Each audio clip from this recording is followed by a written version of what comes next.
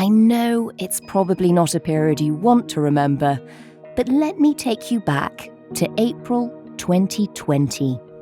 The country was suddenly in lockdown. Supermarkets ran out of loo roll, and then, just when we most needed it, a plucky new national hero was born. An unassuming 99-year-old man raised money for the NHS by doing 100 laps of his garden, with the aid of his walking frame. Captain Tom Moore captured the heart of the nation. He'd hoped to raise a modest £1,000, but by his 100th birthday, 3 weeks later, he'd raised a whopping £39 million. Congratulations. Captain Tom, how do you feel this morning? Yes, I feel fine. I hope you're all feeling fine too. By then, he'd also reached the top of the charts after recording a #1 hit single with Michael Ball.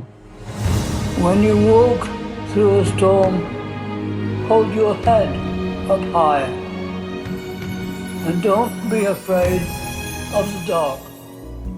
He was celebrated with military flypasts, trains and buses were named after him, and he was knighted by the late Queen. I'm absolutely overawed by the fact that this is such a high award that I should get, and from Her Majesty as well. What more can anyone wish for than that? But since his death in February 2021, a cloud has hung over his legacy, as the charity set up in his name has been engulfed in a series of scandals. What's being investigated is a charity which was set up the year before he died, the Captain Tom Foundation, and the relationship between that charity and his family. And his family's involvement with the charity has raised some difficult questions. The family applied for planning permission for a pool and a luxury spa. That was all done in the foundation's name. Now, it quite clearly had nothing to do with that, and that shouldn't have happened. Here's a front page of The Sun today. Captain Tom, his family has confessed that they kept £800,000 from the 3 books he wrote. How did such an inspiring story unravel? And what does this very British tale tell us about us?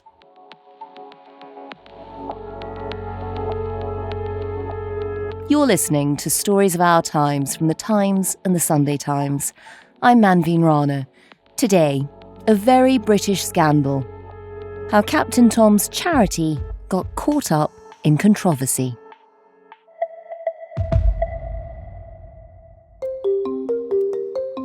I'm James Beal. I'm the social affairs editor at The Times. And James, a lot of people will remember the story of Captain Tom, but not everyone will know about his daughter and the saga of what's happened since. So just tell us a bit about her to begin with, Hannah Ingram Moore. I think many people would have seen her alongside Tom throughout his charity exploits. She's a businessman in her own right, and she's actually credited with kickstarting the whole Captain Tom story.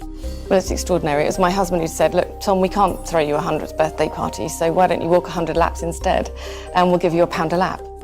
She's the one who first sent his walk exploits to the local newspaper.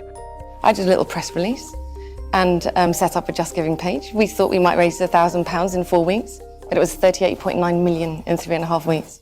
Her website talks rather grandly about her being one of Britain's leading businesswomen, an accredited life coach, a decorated motivational speaker, and a proud supporter of female entrepreneurs nationwide. And she's done multiple interviews, and quite often she's next to her husband Colin, who's a chartered accountant, and their 2 teenage children, Benji and Georgia. Obviously, the whole family first came to attention when Captain Tom embarked on this great fundraising project in the middle of lockdown. At the time, he raised £39 million, an astonishing sum for the NHS. But there is a lot of money in this tale that we're going to have to try and follow, so let's sort of try and keep it simple. Talk to us about that original sum, the £39 million. That £39 million, you have to think of that very separately to what we're going to spend the rest of the podcast talking about. That money went directly to NHS Charities Together, which is a federation of over 250 charitable organisations that support the NHS. And there are no questions over what happened to that money, and it's not being investigated. So that's all money that's gone to the very best of causes. Absolutely. That's all in the run-up to Captain Tom's 100th birthday. What happens next? The family and Captain Tom registered the Captain Tom Foundation in June 2020, and that was to receive further donations made in his name. And it received nearly 1.1 million in its first year. Wow. Accounts showed that it spent 400,000 of that 1.1 million, including 160,000 on good causes. But there were 240,000 spent on other expenditure. Now that's quite surprising. If you've raised more than $1 million and only 160,000 has gone to good causes, and far more, 240,000 has gone just to charity costs. Absolutely. I think when some charities set up and are perhaps being operated by people who aren't particularly experienced in the charitable sector, it can happen. But it quite quickly caught the eye of the Charity Commission. What were they looking at in particular? In the accounts for the Captain Tom Foundation, it emerged that 54,000 was paid to two companies operated by Mr. and Mrs. Ingram Moore during the 2021 financial year, including more than 16,000 to Club Nook Limited, which had been registered by the couple just days before the Captain Tom Foundation was incorporated. And there was another company called Matrix, a strategy firm run by Hannah and her husband, which received more than 27,000, and those were described as third-party consultancy fees. The Charity Commission did conclude that the payments to the two companies were reasonable reimbursement for the expenses incurred by the companies in the formation of the charity. So basically they okayed those payments. They said that they were acceptable. Right. After launching that initial inquiry into them. They've ended up paying companies that they're both in charge of for services like consultation. In addition to that, there seem to be separate questions about the chief executive's salary. Absolutely. Hannah and her husband became trustees of the charity in February 2021. Hannah Ingram Moore, however, only stayed in post for 6 weeks before resigning as a trustee. In July 2021, the Charity Commission stepped in to stop the foundation from employing her as chief executive on a salary of 100,000. They said the proposed salary was neither reasonable nor justifiable. And in a 75-minute interview with Piers Morgan on TalkTV, Hannah stresses that she had no part in the negotiations over her salary. I wasn't part of that discussion. Those discussions are between the trustees and the Charity Commission, not me. That was done by the foundation trustees.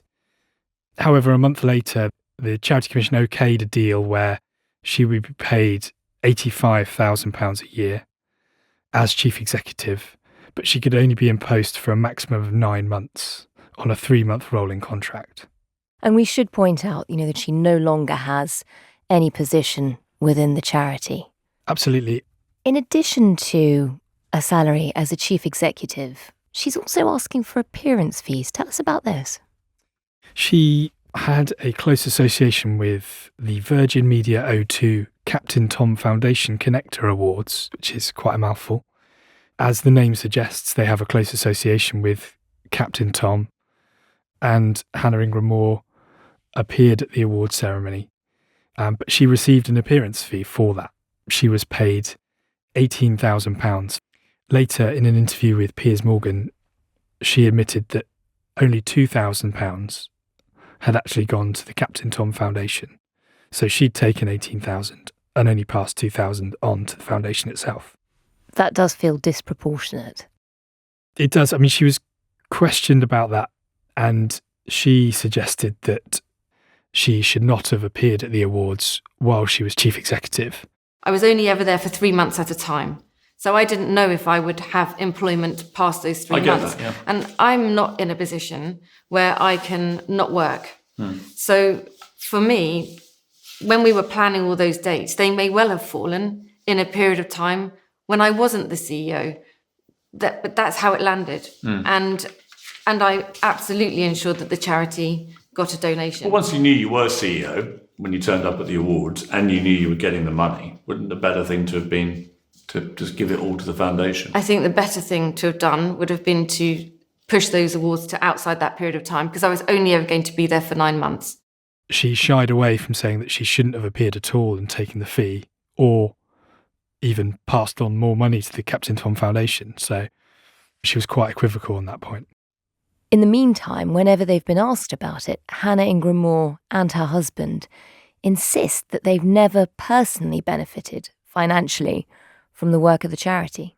Indeed, they did a 75-minute interview with Piers and were insistent that they haven't made money off the back of the foundation. But to be clear, neither of you have ever made any money directly from the foundation for personal gain. Not a penny. No. There's nothing that's like that. No. So, James, the Charity Commission looks into Hannah Ingram Moore's salary as CEO. They look into the money that's gone to these companies. They decide that this is all acceptable.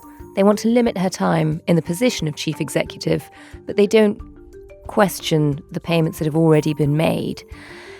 And then there's another Charity Commission investigation. The area that we have been concerned about is the links between the charity and a company owned by the Ingram Moore family.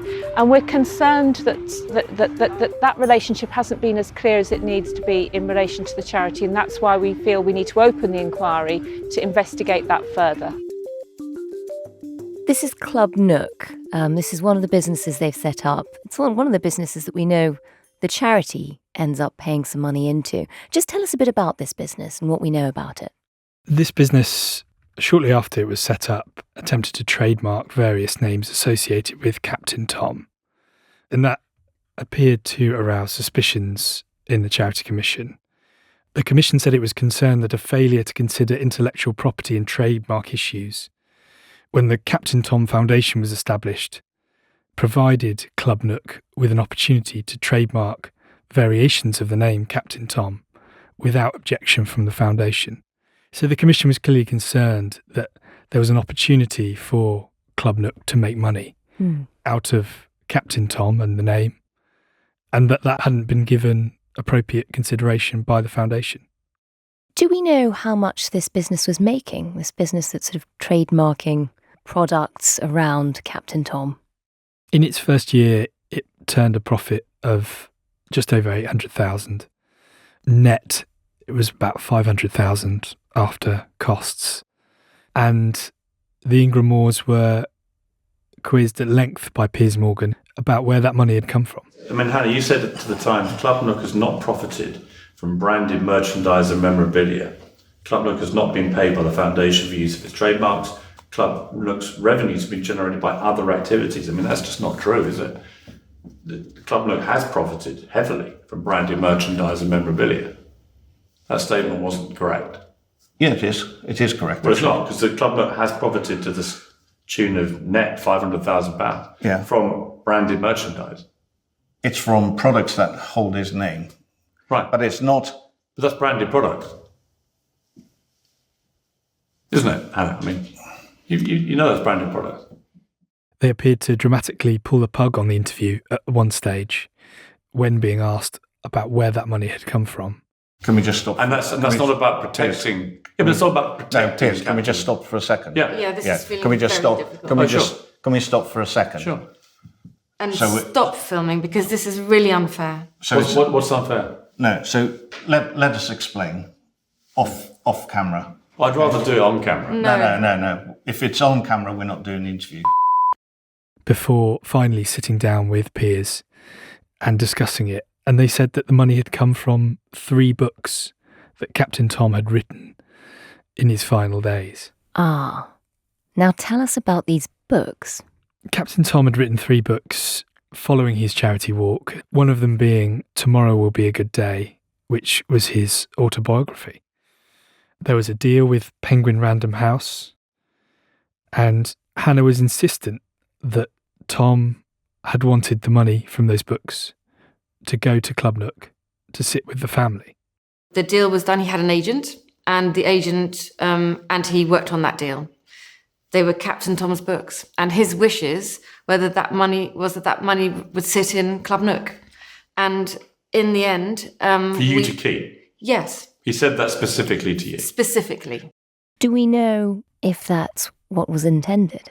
She maintained during her interview that there were no mentions of the foundation in the books. Was there anything on any of the books that referred to the Captain Tom Foundation? Absolutely not. Was there anything in the contracts that referred to Captain Absolutely Tom Foundation? Not. So there was never any agreement by you on behalf of your father with these book deals that any of that money would go to charity? Absolutely not. However, the prologue to Captain Tom's memoir also included a sentence that certainly suggested some of the money would be going towards the foundation. He said, and I quote, "With the offer to write this memoir, I have also been given the chance to raise even more money for the charitable foundation now established in my name." I mean, that sounds as if, while writing the book, he intended, or certainly was saying, he thought the money it raised would go towards the charity. The marketing material surrounding Captain Tom's autobiography also suggested that a proportion of the funds would go to support his foundation.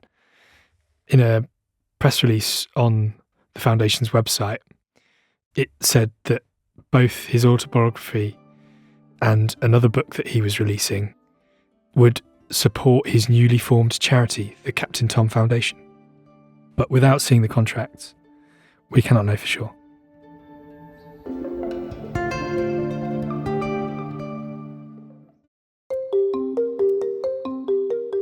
And James, it's already getting quite messy. We've got this charity that's been set up to raise money for good causes. There are question marks, there's a charity commission investigation into it. And then in July, things get even more complicated. There's a new twist in the tale. Tell us about that. Yeah, it was the twist no one thought they needed and no one thought would happen in this story. It emerged that the Ingram Moores had been ordered to demolish a spa block which they built in the grounds of their home, following accusations that they built it in the name of the foundation, but it did not look like the building that had originally been planned for the site. I think a lot of people will be wondering, what does a spa block have to do with a charity? I think at that stage it was going to be an administrative building. For example, Hannah Ingram Moore's talked before about how Captain Tom received 250,000 birthday cards. So they've got a lot of things, a lot of documents that they want to store and need space for, which is perfectly understandable. It's about how can we preserve. So what did you want legacy? this building to be? To be originally? Just purely that, some storage, multi-purpose, to be able to put some of his things in it, some of his memorabilia. However, at some point along the way, it suddenly ended up having what I can only describe as a large jacuzzi in it. And that turned the building from an administrative building into a spa building. That's quite the change. How do they explain it to Piers Morgan when he's going and having a look? With great difficulty, I think, is the answer. They squirmed a lot when they were asked by Piers about this.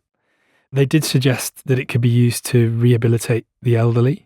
Our whole purpose was that my father couldn't walk in that amazing resistance pool, which in the end is a 5 metre by 2 metre pool, but other people can. Part of the ageing population can. We have a Pilates teacher who's waiting for this space to be authorised so she can do Pilates classes for our ageing population. But they did accept that they would be using this jacuzzi for themselves. I don't want to be cynical, but I don't think that was the main motivation for that pool.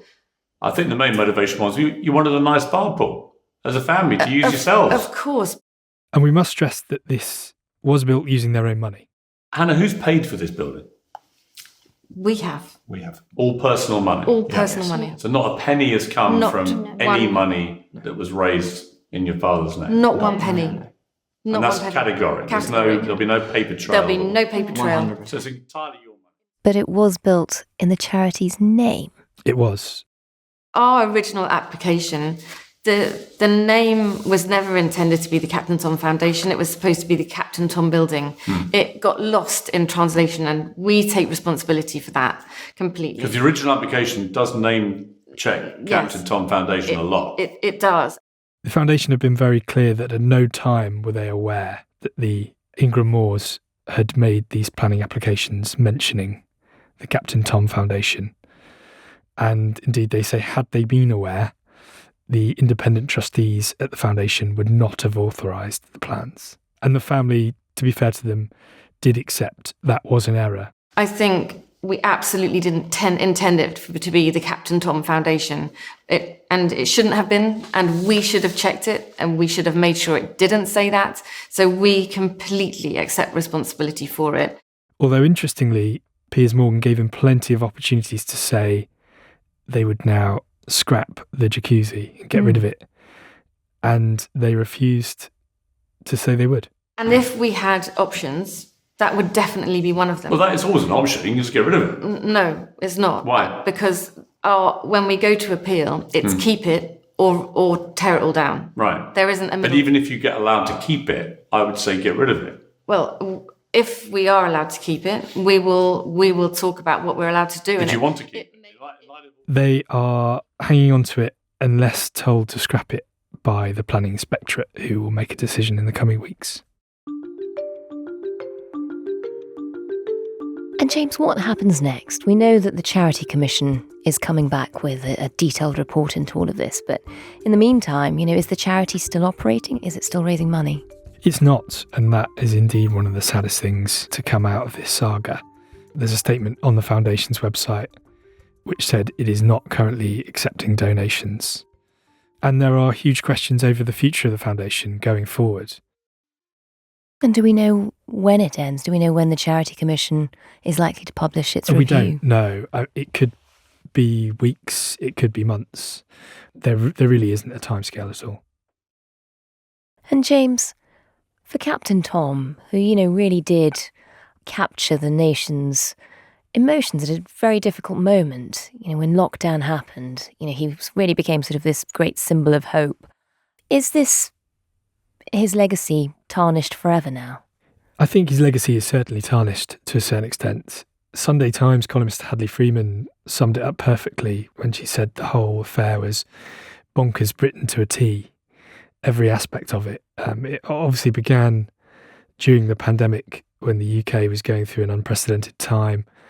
And I think it gave people back a sense of control. They just obviously lost the ability to even simply go out of their homes and go to work and live their daily lives. But with Captain Tom, they could fundraise, they could feel like they were doing a little bit to help by raising money for the NHS during the pandemic. But the subsequent rise and fall narrative of the Captain Tom story, unfortunately, will stand. We contacted the Captain Tom Foundation and Hannah Ingram Moore about the issues raised in this podcast, but they've not yet responded.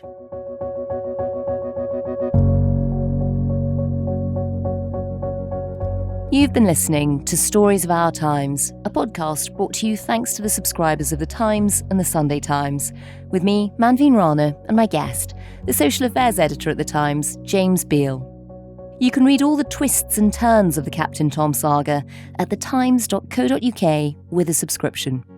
The producer today was Sam Chantarasak, the executive producer was Fiona Leach, and sound design was by Tom Birchall. If you enjoyed this episode, please do leave us a review. It'll help others to find it. Thanks for listening. See you tomorrow.